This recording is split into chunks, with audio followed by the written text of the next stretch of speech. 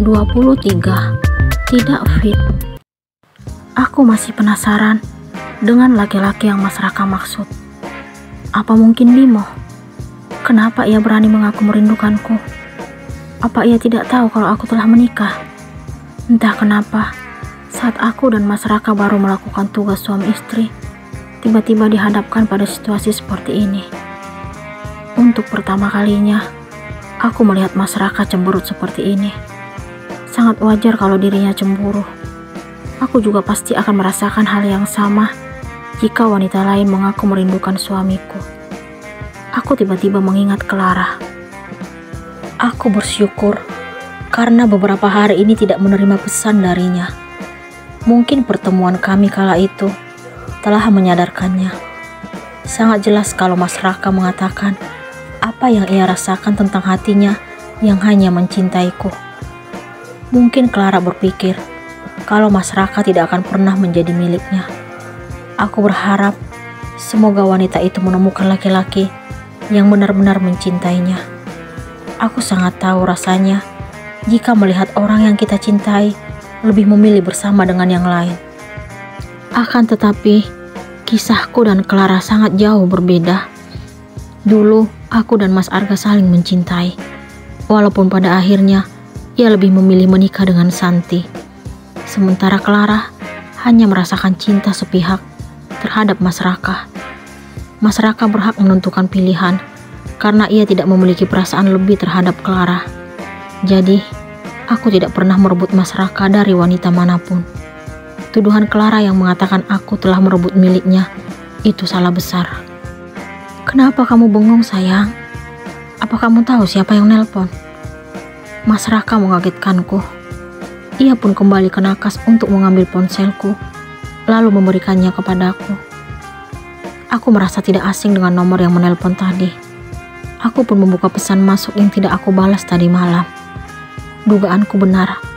Ternyata Bimo pemilik nomor itu. Kenapa sekarang ia tiba-tiba muncul? Aku sangat kesal mengetahui dirinya yang telah berani mengaku merindukanku. Mas, ini nomor Bimo. Aku pun mengatakan yang sebenarnya kepada Mas Raka. Kamu tahu dari mana, sayang? Nomornya gak tersimpan. Mas Raka mengerutkan keningnya. Tadi malam, dia chat saya, tapi saya gak balas. Aku tidak ingin merahasiakan apapun dari Mas Raka. Apa? Boleh saya baca isi chatnya? Boleh, Mas. Aku pun menyerahkan ponselku kepadanya. Wajah Mas Raka pagi ini, setelah menerima telepon dari Bimo, tidak menunjukkan keramahan seperti biasanya. Ternyata ia sosok yang sangat pencemburu. Apakah aku juga akan marah jika wanita lain menghubungi Mas Raka? Maaf sayang, saya blokir nomornya. Baru saja aku akan menyimpulkan ia pencemburu. Ternyata lebih dari itu. Kenapa, Mas? Kami hanya teman lama. Aku ingin tahu jawabannya. Maaf, karena saya terlalu mencintaimu, hingga saya tidak ingin orang lain mengaku kangen sama kamu. Apalagi dia cowok. Ia pun meraih jemariku lalu menciumnya. Aku tidak memberikan balasan, karena tidak ingin berdebat dengannya. Lagipun aku ingin istirahat. Sepertinya, aku tidak sanggup mengajar hari ini. Aku harus meminta izin kepada Om Wawan. Semoga setelah istirahat, aku kembali fit. Aku pun meminta Mas Raka mengantarkan Naila ke sekolah dan sekalian menemui Om Wawan untuk memberitahukan keadaanku hingga tidak dapat melakukan kegiatan di sekolah hari ini. Awalnya ia menolak karena ingin merawatku, tetapi aku meyakinkan dirinya kalau aku hanya butuh istirahat. Kamu gak apa-apa saya tinggal ngantor. Nanti kalau kamu merasa sakit, langsung telepon ya sayang. Ia terlihat serius. Iya Mas, tenang aja. Mungkin saya hanya kecapean aja dan butuh istirahat. Aku tidak ingin Mas Raka tidak masuk kantor hanya karena memikirkan keadaanku. Maafin saya karena ganggu kamu tadi malam. Ia kembali menunjukkan senyum manisnya. Apaan sih Mas? Gak usah ungkit itu lagi. Aku malu membayangkan apa yang terjadi tadi malam. Mas siap-siap sekarang. Nanti saya ambilin pakaian Mas. Aku mengalihkan topik pembicaraan. Gak usah sayang, biar saya aja. Kamu harus istirahat, supaya saya bisa ganggu lagi. Ia memainkan mata kirinya. Mas. Aku pun langsung menutup muka, menggunakan selimut. Wajahku terasa memanas. Aku benar-benar melihat sosok Mas Raka yang sangat jauh berbeda dari sebelumnya. Ia mampu membuatku lebih salah tingkah dibanding awal pertemuan kami dulu. Aku sangat terkejut mendengar telepon masuk dari ponselku di nakas. Aku bangkit dari rebahan lalu melihat ke arah jam dinding. Ternyata jarum pendek telah menunjukkan angka 10. Beberapa jam lamanya aku tertidur. Setelah Mas Raka berangkat ke kantor tadi, aku sangat bersyukur karena badanku tidak lemas dan sakit lagi seperti tadi. Aku juga tidak merasa kedinginan karena telah mengeluarkan keringat. Itu artinya aku tidak perlu berlama-lama untuk meliburkan diri dari kegiatan mengajar. Kasihan murid-muridku. Aku pun beranjak menuju nakas untuk meraih ponselku yang kembali berdering. Ternyata Mas Raka yang menelpon. Jika mengingat ucapannya tadi pagi, aku sangat malu untuk berbicara dengannya. Namun, jika aku tidak mengangkat telepon, aku takut dirinya khawatir. Halo Mas, aku pun menyapanya sambil duduk di tempat tidur. Gimana keadaan kamu sayang? Tanya Mas Raka. Alhamdulillah udah enakan Mas. Ini saya udah keringat dan gak lemas lagi.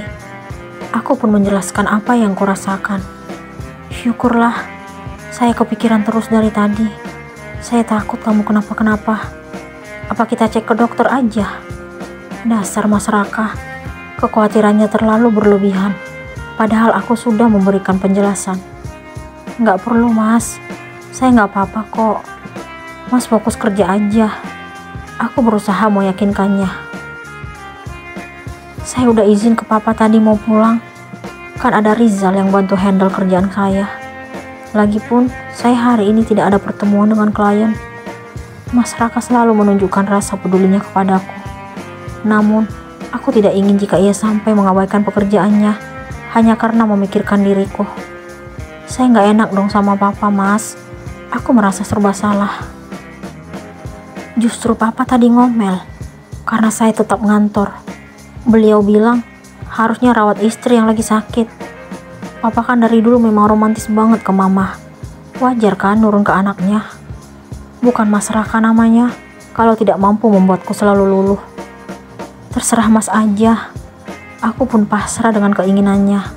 Lalu kami mengakhiri panggilan, kemudian menutup telepon. Aku kembali menyimpan ponsel ke nakas, lalu menuju kamar mandi untuk membersihkan tubuh. Aku tidak ingin Mas Raka melihatku dalam keadaan tidak rapi dan wangi. Aku harus tetap menjaga penampilan di depannya. Aku pernah mendengar cerita Tania tentang tetangga Al yang terlalu cuek dengan penampilan di depan suaminya, hingga berakhir dengan perpisahan. Saat di rumah, si suami selalu bilang tidak mempermasalahkan seperti apapun keadaan istrinya, karena telah menerimanya apa adanya. Ternyata, apa yang keluar dari mulut si suami tidak sesuai dengan kenyataan.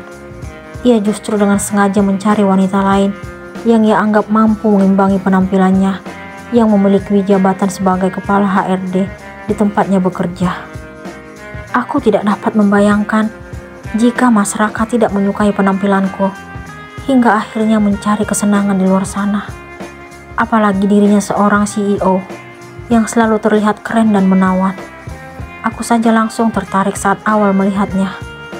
Lagipun, aku tidak suka dengan orang yang tidak menjaga penampilannya, apalagi belum memiliki momongan. Dari dulu, tidak sedikit yang menyukai penampilanku saat masih sekolah hingga kuliah. Apa mungkin Mas Raka tertarik kepada aku karena hal itu? Kenapa aku terlalu sibuk dengan pikiranku? Lebih baik aku fokus membersihkan tubuh dan bersiap-siap untuk menyambut kepulangan Mas Raka. Entah kenapa, aku tersenyum dan terharu mengingat kejadian tadi malam. Ternyata aku telah menyerahkan segalanya kepadanya. Beberapa menit berlalu, Aku pun segera mengeringkan tubuh dan rambut menggunakan handuk, lalu mengenakan pakaian yang telah aku siapkan tadi. Kemudian keluar dari kamar mandi. Aku menuju Nakas dan melihat ponsel untuk memastikan apakah Mas Raka mengirimkan pesan atau tidak. Ternyata yang mengirim pesan adalah nomor yang tidak tersimpan. Siapa lagi sih yang ingin mengusik kehidupanku? Apa mereka merasa keberatan jika melihatku bahagia? Sudah cukup penderitaan yang aku alami karena dulu kehilangan seorang kekasih. Kamu pasti kaget lihat foto ini. Caption dalam foto yang masuk ke ponselku. Apa? Foto Mas Raka dan Clara. Jadi, mereka pernah sedekat itu. Kenapa Mas Raka mengaku kalau dirinya tidak pernah memiliki hubungan istimewa dengan Clara? Apa mungkin foto ini sebagai petunjuk atas sikap Mas Raka yang tidak mampu bersikap tegas kepada wanita itu? Tanpa terasa, air mataku terjun dari tempatnya. Apa yang akan Kanaya katakan kepada Raka?